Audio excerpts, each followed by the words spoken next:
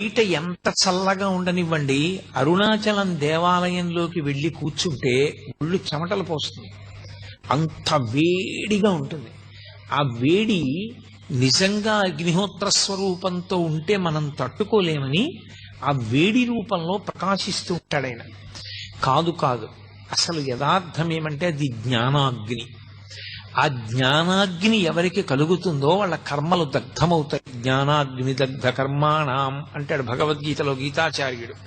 ఆ జ్ఞానాగ్ని వలన మళ్లీ పుట్టవలసినటువంటి అవసరం లేకుండా పాపములన్నీ కూడా కాలిపోతాయి సంచితముతో కలిపి. అంత గొప్ప జ్ఞానస్వరూపమే రాశీభూతమై లింగస్వరూపాన్ని దాల్చింది. జ్ఞానస్వరూపమైనటువంటి అగ్నిలింగం. అందుకే అరుణాచలంలో ఉండేటటువంటి శివలింగము భౌతికమైనటువంటి అగ్నికి ప్రతీక, జ్ఞానాగ్నికి